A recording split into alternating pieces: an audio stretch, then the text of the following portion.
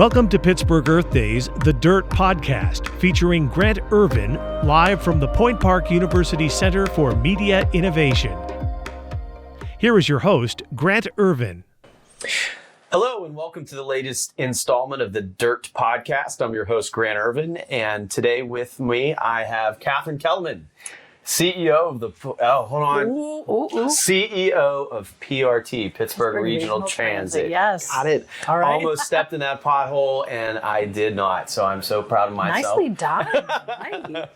So welcome to the DIRT podcast, and Katharine, welcome. Thank you. Good to have you back here in the DIRT. Delightful to be back. Thank you so much. So last time we spoke, we had obviously a delightful conversation. I was super excited when the Earth Day Pittsburgh team told me that you were coming back, and more excited that you were going to bring one of your buses. Fabulous, right? Great. It's great. So we are on a 40-foot electric bus, and what do you hear? Nothing.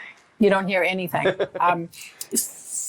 Condensing version, this does not have an internal combustion engine. Mm-hmm. So what we use with diesel, what we use with unleaded, et cetera, you don't have that. You have a motor with 20 parts. So instead of 300 parts for an engine with all these wacky things to break, you have 20. Wow. So much quieter, much cleaner, obviously. So we have to make sure that what we are doing to charge up our batteries is clean. We are currently powered through Duquesne Power and Light, and that's 90% nuclear. Right. So very clean as far as a fuel source goes for us. And it sounds great. It's beautiful, right? It's wonderful. It has that new bus smell too. It does, doesn't it? Really And if you put your hand right here, you've got your USB port. Oh, wow. Right. Oh, look at that. I know. So I can't, on the ride home, complain to my wife that, my battery went out on my phone. Well, if she's not on the bus, is she going to know? Right. That's all. We don't watch the podcast. So that's on you. But consider, so it's clean, and in a city environment, when we are bombarded with so much noise, how nice is this? So as there is that transition over to these cleaner vehicles, you also get a lot less noise pollution too. That's amazing. Yeah. So, we're super excited about this episode because what we wanted to learn and share with listeners is the journey. The journey to electrification, and what that process has been like for you as an executive and your executive team, but also for the rank and file and for the rider, and understanding what goes into some of these decisions. And so maybe let's start from the beginning. All right. So how long do you have? Kidding. So it's not necessarily that we, for the industry, for transportation, we didn't start off with, electrification as a goal. It was de-dieselification, which is not a word. I just made it up. So don't. Okay. So getting away from diesel. So our first things we're going to. Let me try that again. De-dieselification? Yeah, something like that. Okay, got it. Getting off of diesel, basically. That. Okay. I'm sure there's a German word for it, right? There's a German word for everything. So what we started with was this idea in the industry of diesel is maybe 3 miles a gallon, and you don't have as much stuff you can't see, but you have particulate matter, very fine particulate matter. So we were going through clean burning diesel. Okay. There is an entire conversation we can have on diesel particulate filters. Yes. So they clean all the filters. DPFs. Yes, DPF. We have a DPF cleaner at our Manchester garage. Oh, really? Okay. So for next time, come visit. So that's pretty cool. Most places send their DPFs out, but we have them. So then we had this idea of hybrid, right? So you have essentially a hybrid electric vehicle. Okay. Right. So very much like a 2007 Ford Escape hybrid, which I had one for a long, long time. Okay. You have the engine running, but then you have the battery that's getting the energy back and forth.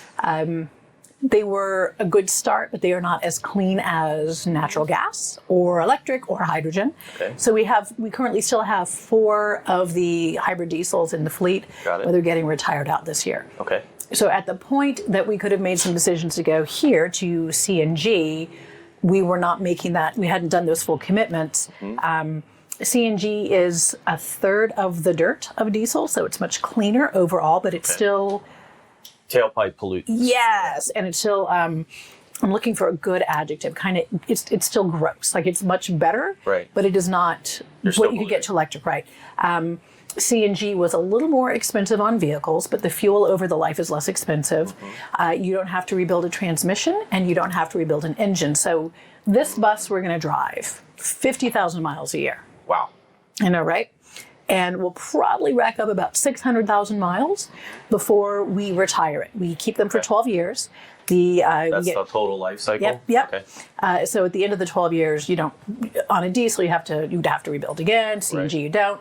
So it's a little less expensive, and it is definitely cleaner than diesel, but it's still an internal combustion engine. Right. Now, at the time, a lot of places are saying, well, do I want to go electric? Do I this? Do I that? Electric is still expensive. And the batteries had been a problem, but we've sort of hit this tipping point where the price of a bus with a battery over that 12-year life comes out to less expensive than a diesel bus, less expensive than CNG. Then you also have what would be your charging infrastructure. So you don't just like take the bus home and run an extension cord and try to plug it in, right?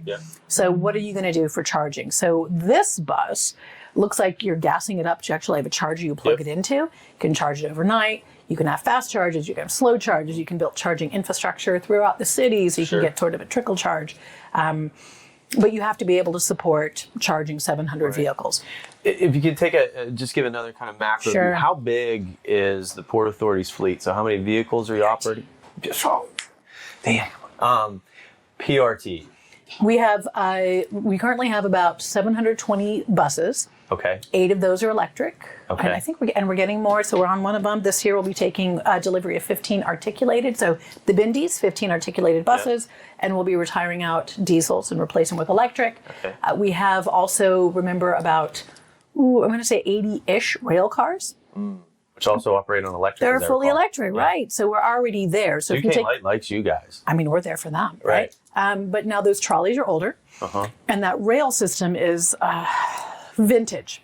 Okay. I think that's the easiest way to put it. That's a nice way to put it. So vintage rail. Have you been out to the Pennsylvania Trolley Museum In Washington County? Yeah. So if you go out, they have these manual switches they use for the vintage. Yeah, we still have them, so we could train our staff. Okay. So it tells you it's durable. Is there employees that have like those little pump Wouldn't that be? They do have those cars, but our guys don't. Okay, that's good. Our folks don't. We retired those. Joking. But it is vintage, and so there is still a lot of loss of electricity on the system. Like we're shedding electric at different places. The newer trains, for instance, as you're coming into a station and decelerating, can use that the same way a hybrid would to generate electricity. Right. So we're already on electric on the trolleys, right? We have a non-revenue vehicle fleet, so the supervisory vehicles. We have police vehicles as well. So even if we aren't just talking the buses, we have a lot of vehicles out there. I mean, there's, when it snows, which, I hope it snows more this year. Yes. Well, we have our trucks that in the summer drive lawn equipment out because we have all our weeds. We have to weed whack. We are using them with the salt dogs in the wintertime. Is PRT using like a whole systems approach? Like, are you looking at the buses, the operating vehicles, and thinking about how you electrify those as well? So this is a good question. We can electrify. We can start looking at buses because that's to scale. But to take all of our non-revenue vehicles over to CNG or electric, there might not be things on the market. So, for instance, for some of the heavier equipment. Yes, we have a truck that is older than I am. Okay. And the incline's older than I am too. So I'm just going to put that there. So it's like 22 years old. Such a peach. Okay. Okay.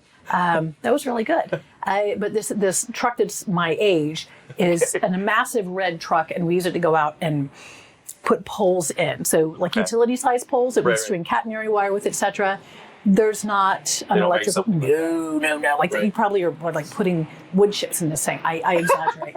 I exaggerate. But would that be cleaner than diesel? There we go. So there we go. Okay. But some of the stuff we do that's heavy, we will have it's really going to challenge us to transition over. But the nice benefit is this is what we drive most of the time. This is the most visible component. The pole planting truck, which has an actual title, I don't know what it is, does not do 50,000 miles a year. So what we run the most are these bad boys and girls. And so when you think about like your carbon footprint or total cost of ownership, we were just having this conversation with a colleague of mine in the car coming down here. Like, what is some of those financial decisions that go into thinking about fleet transition? You mentioned like the 12-year time horizon, it's fuel costs versus electricity costs. Well, nicely, it's not just financial, which isn't to say that we should be reckless with money. Sure.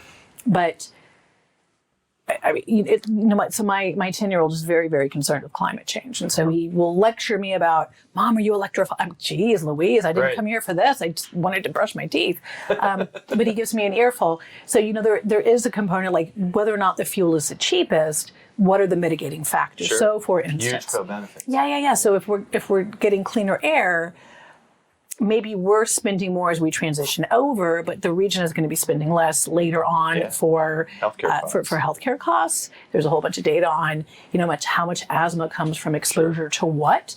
You remember with this whole thing recently on gas stoves, get rid of your gas stoves. Right. Which Joe Biden is not making people do. He is not. But one of the things that I remember reading was something like 12% of childhood asthma comes from household emissions. Yeah, it's household emissions. So, you got a gas stove with your Le Creuset.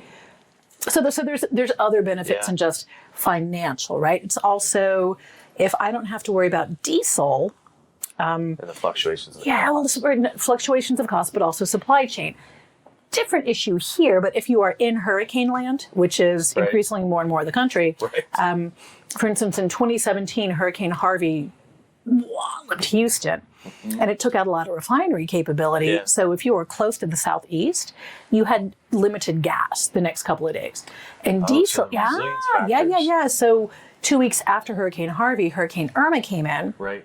Double and that was in Florida, which, you can't really drive out of Florida. You have to go up and around. And if you're the transit agency, you're going to stay there for evacuation. Right. We couldn't get diesel deliveries, but since that agency had CNG, and that's coming from pipeline, that was fuel resilient, right? So we could use CNG for evacuation services and then give what diesel we had to ambulances, for instance. What have you seen from the, just take an industry perspective a little bit, talking with colleagues, and did you do a lot of that kind of looking over the fence in terms of, absolutely. What other transit agencies are doing and how does it work for here? And definitely. So a cool thing in transit is we're not in competition.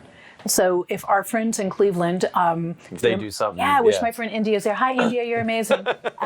If my friends in Cleveland are doing something great, we can just call them. So it's not like we're in competition for something, and that's really cool because our folks can get super excited about projects together. Yeah. So for instance, Canton, Ohio has hydrogen buses. Interesting. Yeah, and it's not like the Hindenburg. So let's be clear, it's not boom, because you don't put. The gas isn't going in and you're using the gas.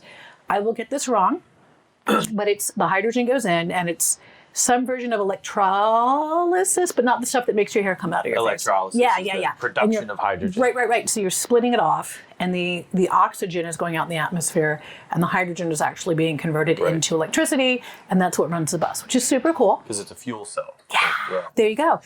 So hydrogen, for instance, you don't need a battery. You don't need to worry about battery infrastructure. You have to have a hydrogen supply. So then the next question is, how do you scale that? Right. Which is what you're going to ask next, right? Yeah, this. You've been down this rodeo before. Here we go. So California has something like over 200 hydrogen buses. Uh-huh. So the industry is already there, and it's already to scale. Right. So if we can centralize fueling, for instance, for hydrogen. Which is a huge challenge. Well, but it's not. So this is the thing. We can get trucks that come out and help us create green or blue hydrogen. Uh-huh. You want to go to Palm Springs? Love it. It's a trick question, right? So their whole fleet is hydrogen. Okay. And they're retiring out their electric and replacing with hydrogen. Interesting. And they have a truck there that generates blue hydrogen for them. Ooh. And as the governor's office has been looking at the big hydrogen hub here, we could have the green hydrogen here, right? Or we could also look at blue hydrogen. I know. Huge trade-off. Yeah. But they're all cleaner than diesel. So pink hydrogen.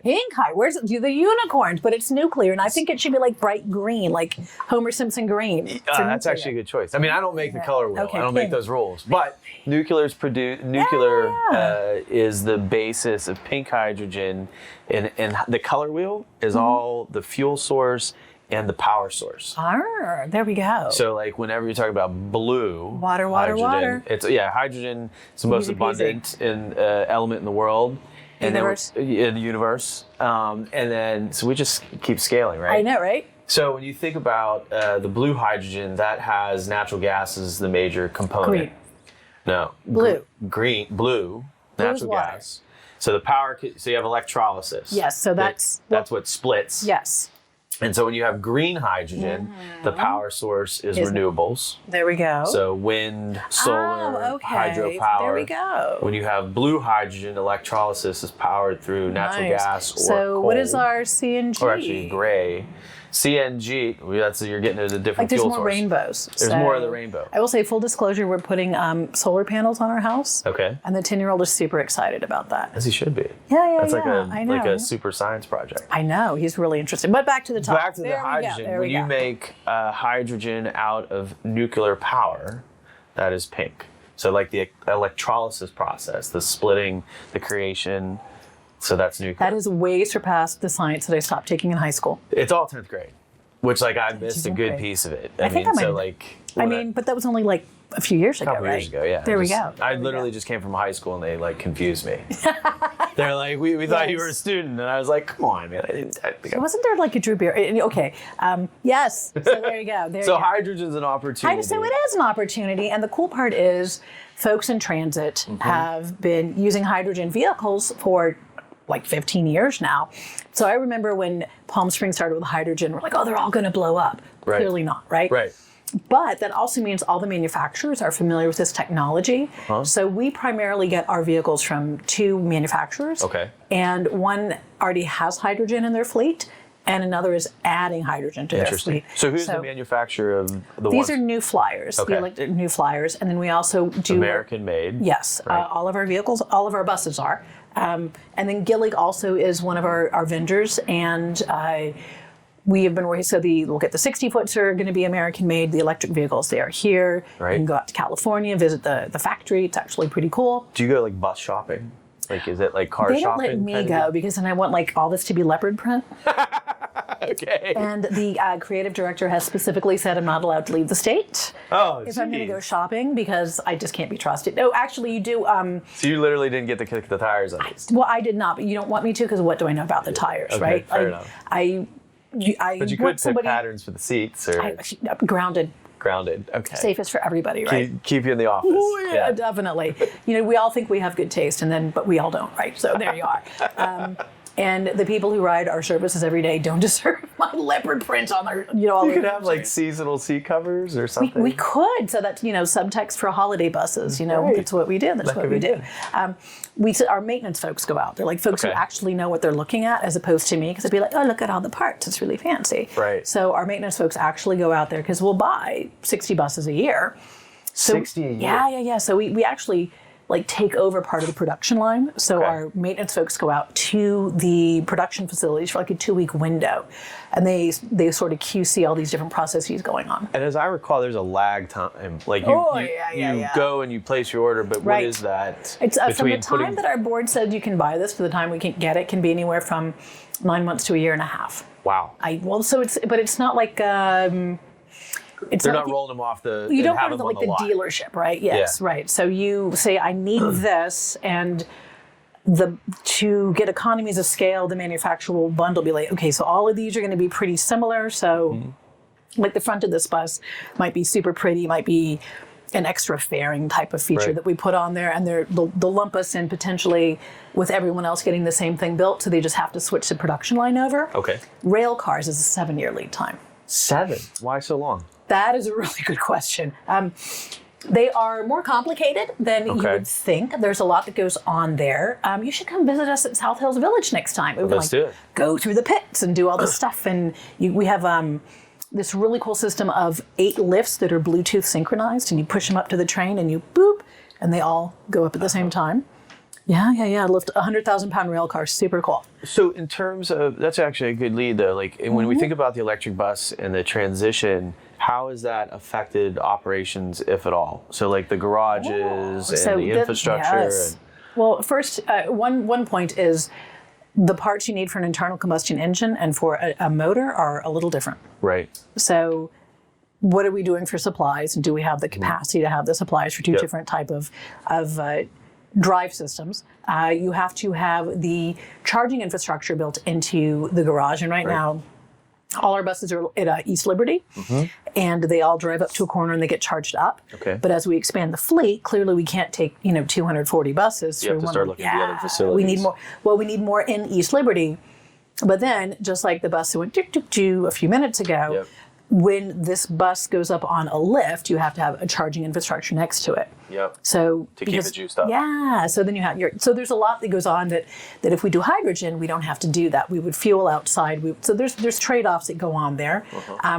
Also, increasingly, you have a perception of a mechanic as somebody who's out there with wrenches and such, but on electric vehicles, you end up getting somebody who's just going to diagnose it. And do we need to take a break while this is going on? I love it. So that's the Episcopal Cathedral right here. Next to the Presbyterian Church downtown. Is it the Presbyterian or the Episcopalian? One of the two. They're both very pretty churches. Both can be noisy. It's okay. It's civic infrastructure. We love it. So that's some of the stuff you have to. Can you fuel it? Do you have the places for parts? It's a different training program. So a mechanic. For the mechanics. Yes. So a mechanic who comes in that might get oriented toward diesel, you're going to have to do different things for electric. So we can partner with CCAC. We can partner with trade schools. We can develop our own curriculum if we need to. So that's a consideration that goes in there. And again, we're not. Our folks don't come out and they're, Well, that's interesting too, because like when you think about electric buses or electric vehicles, make a comparison to like car or telephones actually, right? Yeah. Where you used to have like a rotary telephone, now you have a computer in your pocket. And Right. so like these are platforms for technology. Like we have the strongest computers ever, and I look at TikToks on how to do knockoffs of Chick-fil-A. I just But human experience. there's a lot of things like you mentioned, like the USB ports. Like, are there other things too, like signage or information for riders that you're able to Right. incorporate in the bus platform? We can. So you'll just take my word for it, fine dirt podcasters.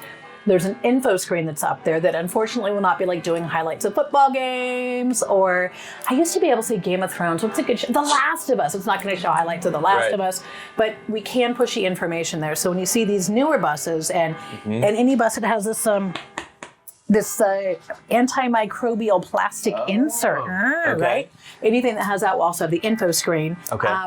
And may also have blue lighting on the inside on a lot of the newer ones. Looks like disco, but it helps relieve strain and glare from the inside. So a lot of those improvements aren't just on the electric side. Right. Because we're not They're at the buses in general. Because we can't support, like of the Arctics we're ordering, we're getting 15 electric, but the rest will be diesel because we can't support the full transition on electric. Right. So as we get more and more, then we'll buy more every year. So that's why we'll say our goal is to be zero emissions by 2045. Which, wow, that's a long way out there. But since we keep buses for 12 years, that means we buy our last diesels by like 2030 something. And that still sounds really far out. That's 10 years out. But we'll start alternating diesel electric or diesel hydrogen or whatever, diesel something clean. And that's how long it's going to take us to get all the garages up and retrofit. And so when you see that emissions reduction, like have you started to forecast that? Yes, but I don't have that with me because I'm empty-handed. But we do have that. We can get you some graphics to go over and get posted and pull it all together. That'd be terrific. Yeah. We did a really cool event back in September, sort of with International Electric Vehicle Day. Right. Oh, we had a nice event where our friends from the Scott Energy Institute came over and the health department. At CMU. Yep, and some folks from Department of Energy as well. Came and did the event talking about like what our emissions look like. That's actually a really interesting connection to like the health department, a fellow public agency here is dealing with air quality issues, and reducing that particulate matter is a huge benefit for Allegheny County residents. Yes, absolutely. Have they been buddies with you on this project at all? So they've been buddies with us on so many things. Like one example I'll give you, when you're on the buses and you see this little hexagon looking thing. And on the electric buses, it's over by the door, but on the diesel buses, it's over behind the driver. Right. That is like a super duper mega HEPA filter that exceeds CDC standards. So you will have cleaner air. I mean, I don't say cleaner air on the bus to compare it to somewhere else, but it's and it's also electron. So it's not just a filter, it like zaps the air that comes through. So anything in there gets bleep, bleep, bleep, bleep. And we should have them on all our trains too. So they're partners with, we partner with the health department on a whole bunch of things. Really fascinating. What about on the infrastructure side? And so like at S&B USA where I work, we're an infrastructure development company. We have an e-mobility team, and we're working on these issues with partners and clients like all around the country now. What have been some of the challenges? And it's funny, like there's David Woolware, the chief planner for the PRT. There you go. There you go. It's like these are the people in my neighborhood, right? Hi, David. Here's the guy who plans the transit neighborhood. There you go. But when you think about that infrastructure planning, just like the buses, like so you mentioned like the 12-year window and that sort of thing. What's it been like installing charging and understanding like the energy mix? Oh, yeah. So it's been.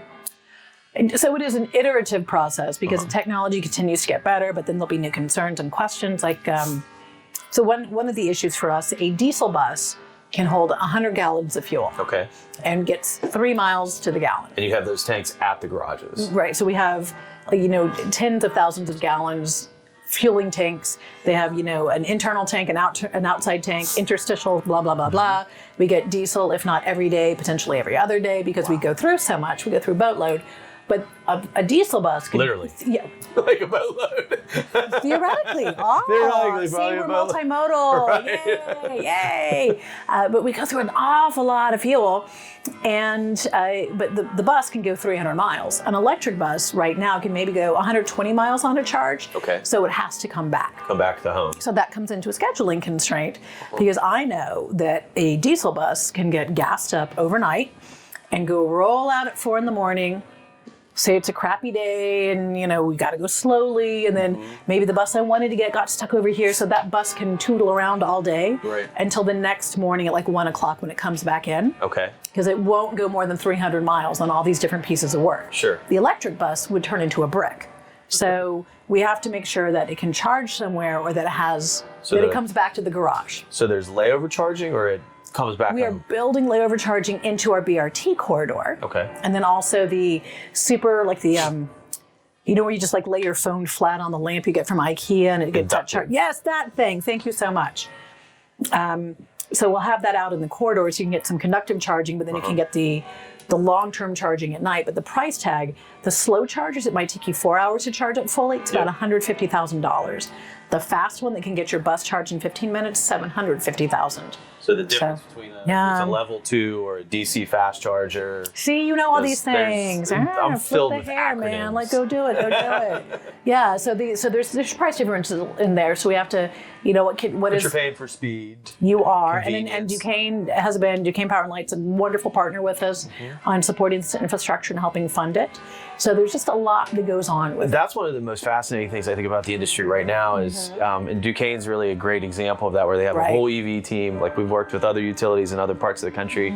They're not there yet in terms of having like a Sarah Alexiak and a and their community partnerships are so strong. Super great. And like here at Duquesne, they've provided like behind the meter infrastructure and make ready programs, which are super helpful for customers. How have you guys thought about that in navigating the system, both in terms of local incentives, but also like state and federal incentives that are now available? So we have been spending a lot of time focusing on our new infrastructure bill because that includes a lot of the funding there. We have a government relations team, but we also work with, firms that this is all they do. So for instance, on the DC side, we end up working with firms that are completely focused on transportation, and they have access to, like some of their folks might have just hired in from DOT or just hired in from Department of Energy.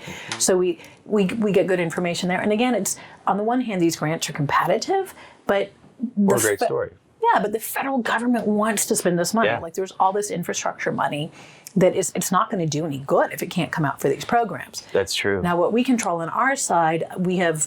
I want to say late last year, we wrapped up our zero emissions plan that tracks all the stuff it's going to have to do to move the fleet over. Yep. So you can look at this big Gantt chart that goes out for a long time, quite clearly, but it lays out here's what you have to do and here's how you ramp up.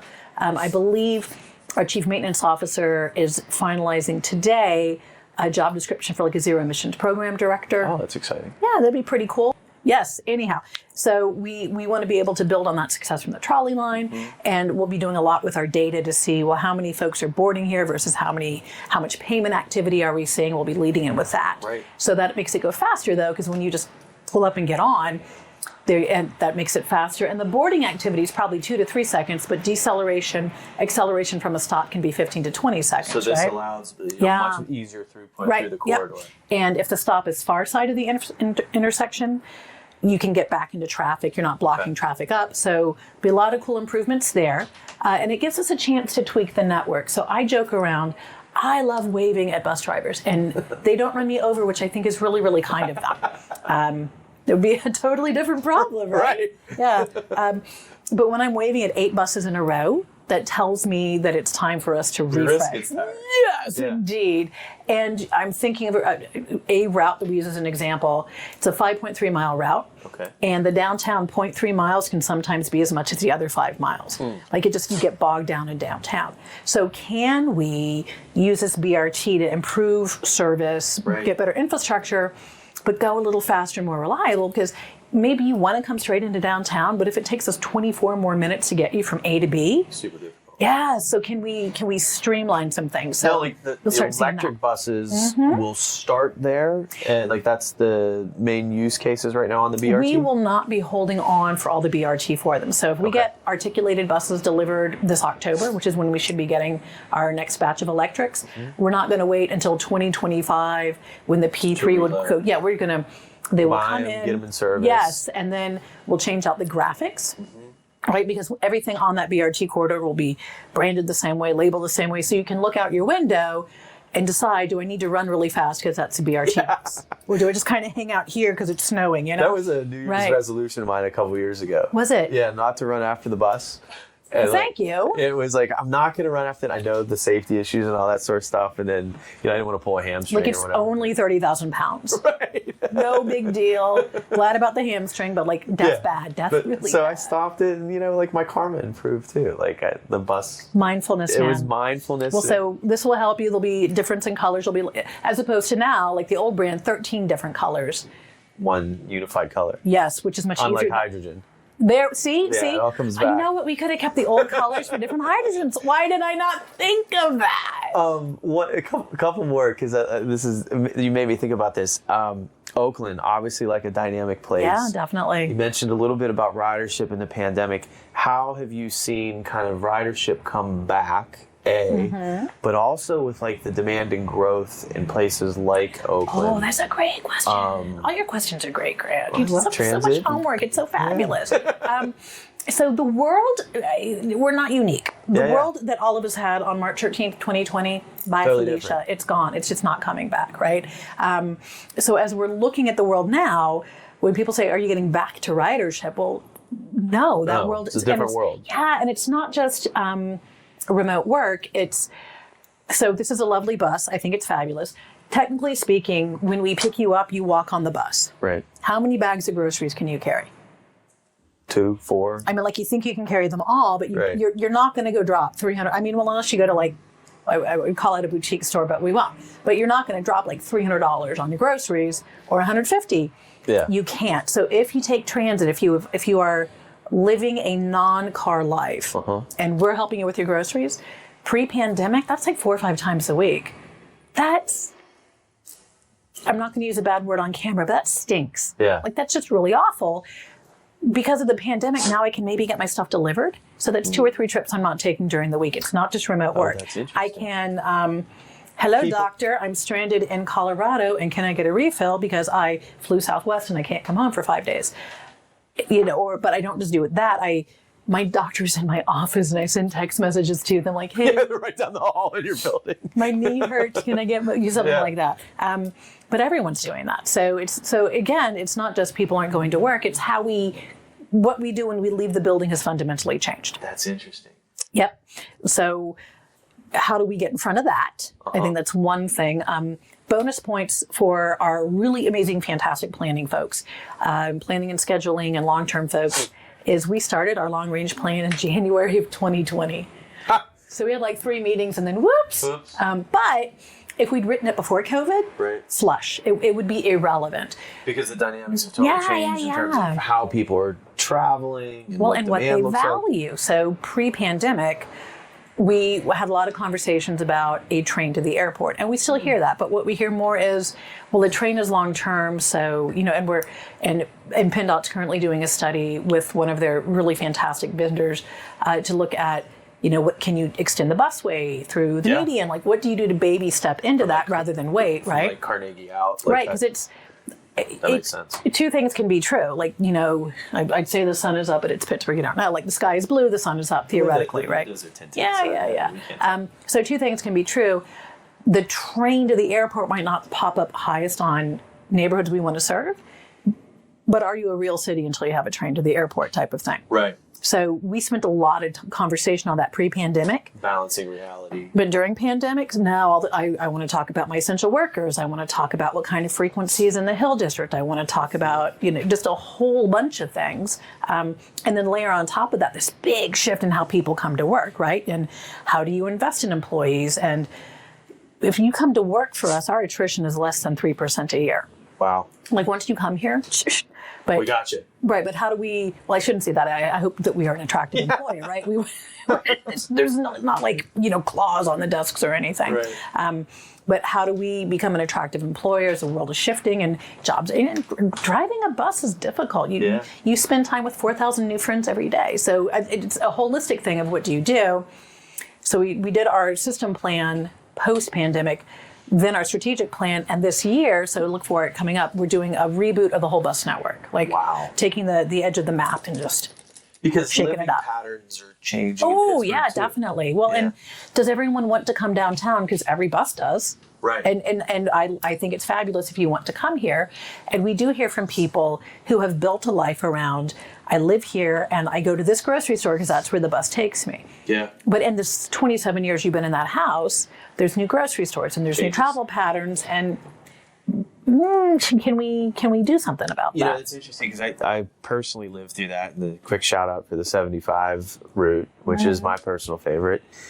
But it makes so much sense because of, I live in Morningside, and so we have the Waterworks, we have Shady Side, we have Oakland, and then you get to the South Side, which is like there's dragons over there for us, like, it's crossing a river, but like, just kidding.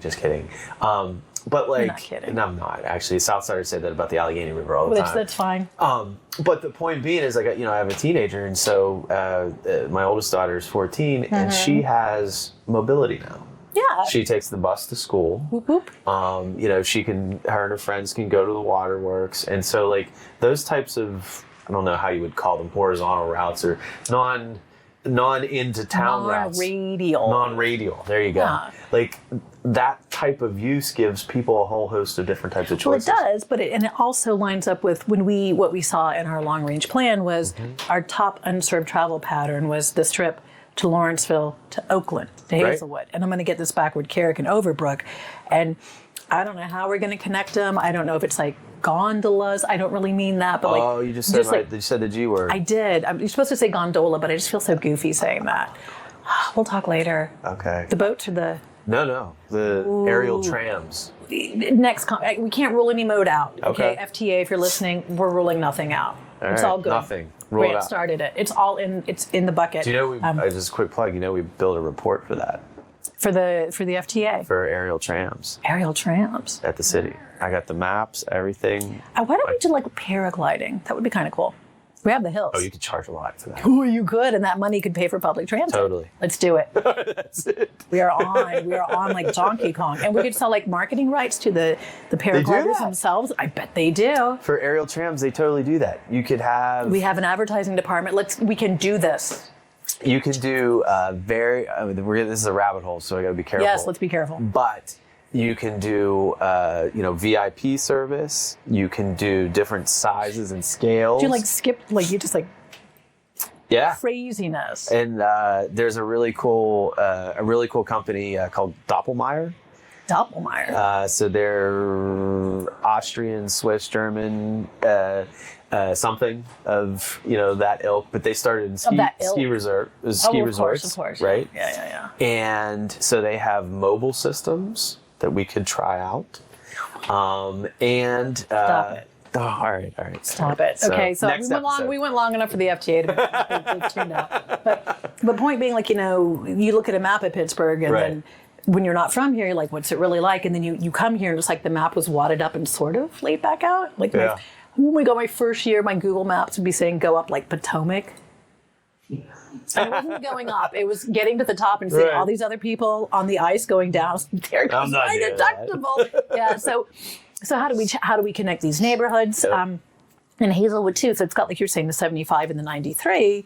But if we're going to build this affinity between the universities and Hazelwood, what's the appropriate way to invest in that? Like, how can we foster that? And we have an outsized role, because all the cool stuff happening here does not matter to you. Like, there be dragons if you can't get there. Right. Because it creates greater types of accessibility. It does. It does. So completely off the green bus topic, we've overhauled our fare system to make it easier for folks to pay. You can use, if 93% of our patrons have a smartphone, you can get your ticket on your phone. But ideally by the end of the year, you should be able to go to certain types of convenience stores, et cetera, and just like give them a QR code, and they can zap that code, and you give them a 20, and you can have an account without a bank account. And so then it doesn't matter. So that helps with the unbanked. Oh yeah, well, that's super smart. Then we don't have to put in a $20,000 machine somewhere and have a vendor pay for internet. Right. You can go anywhere. So there's a lot of stuff we're trying to do to make it easier for everybody to be able to get to where they want to go. And make it more accessible. Definitely, because that's the goal, right. And make it just and that's a great point. If I'm somebody with like we pre-pandemic, and we still are looking at them, we've test driven these little wristbands that have a chip like your Connect card, but if you have limited dexterity, you don't have to pull anything out. You bleep. Wow! So you can just tap. And think of it just like the human dignity. I can give you this versus I have to reach or maybe I have an ID on a lanyard and now I have to lean for it. I think we even test drove a ring-based one, but it was like Wonder Twin Powers. Yeah. So it was. So there's like wearables. And, there are. That's amazing. Isn't that cool? So last question. Actually, I said that because I just wanted to. So last question. We've talked a lot about green buses, electrification. We've trended into accessibility and wearables and all kind of around. So just bring us back home a little bit. There's a ton of innovative things that are happening. Definitely. In Pittsburgh, especially at PRT, thanks to your leadership and many of the team members that you have and that you brought on. What do you see kind of up next in the next 6 to 12 months, specific to kind of the green bus or electrification and kind of the equipment side of things? So we'll be getting in the articulated electric buses, which will be fun. That's definitely this year. Late spring, early summer, we'll be borrowing a hydrogen bus from one of our friends. We don't have it completely confirmed, so I can't say which friend. I'll be Palm Springs. So we'll actually have a hydrogen bus here that we can test drive, because same way that the electric has a shorter range than diesel, hydrogen has good range, but we our friends are in flat states. And we have built in our bus contracts that your vehicle has to be able to go up to 16% grade, whatever that is. Right. So we want to bring it out and kick the tire. So come and visit, and we can do all that stuff. So you'll see us doing more in that area. We're also kicking off the process for rail cars. We actually will hire a firm to help us write the specs of what the new rail cars will be like. And again, our rail cars, I want to say our oldest rail cars are probably 37 years old now. They could run for president. Our oldest cars, we took delivery when, depending on your musical taste, Borderline or when Doves Cry was a top car. Okay, that's two good comparisons. And I mean, I don't know if our cars have aged as well as Madonna. I know Madonna. So much we could say. The other cars are closer to 20 years old, and I think I don't even have a good 2002 song. That's interesting. Kelly Clarkson. And I want my touchstone to be Lizzo. Yeah. Right? Yeah, you want Lizzo grade technology. Right? I want Lizzo with the flute at an unveiling. Let's write that down. We could wrap a rail car to look like a flute. That's totally possible. Let's do that. Okay. I don't know why I keep asking you for permission, but look for us to keep doing this. I just nod and say yes. Yeah. That's my job. I cannot say enough good things about. We have a fantastic board that's been very, very focused, not not on just green for green, but also there's a lot of equity issues that come into Certainly. green. There's a lot of disparity issues. There's a lot of environmental justice issues that with a $500 million budget, you need to be paying attention to. So we have The a health fantastic... benefits, the energy benefits, Well, there's so much that goes along with it. So, but it's a change, and our board has been very, very fantastic in giving us the room to go out and try new things and give us some leadership. And we have so much great support from our elected officials here. But you hit on the thing. The most important thing is, I get to come talk to you and talk, but the folks who actually do the work, ranging from the mechanics who are on the midnights, like, hi Shayna, thank you for working on all the midnights, and glad your Ravens did okay this year. We'll talk later. But we have so many good folks who are out. Drivers, safety, police. Well, and our police, our police force is just amazing. We've got so many good folks out there. That they're not going to end up on the podcast, but if they're not there, then this isn't going to happen. So Gary does all the scheduling, and Anthony. yeah. But so PRT, Port Authority family, Pat, active and retired folks, thank you so much for all this awesome stuff you're making happen for our community. Excellent. Thank you, Katharine, so Thank much you. for being here, Thank guest you. on the Dirt. Thank you all for listening in. This is a great conversation. We look forward to having you back soon. And happy Earth Day. Happy Earth Day. Happy Earth Day. Thanks, everyone. We'll talk to you soon. I'm Grant Ervin for the Dirt Podcast with S&B USA here in Pittsburgh, Pennsylvania. We'll tune in next time with another great guest. Thanks, and keep listening. Take care.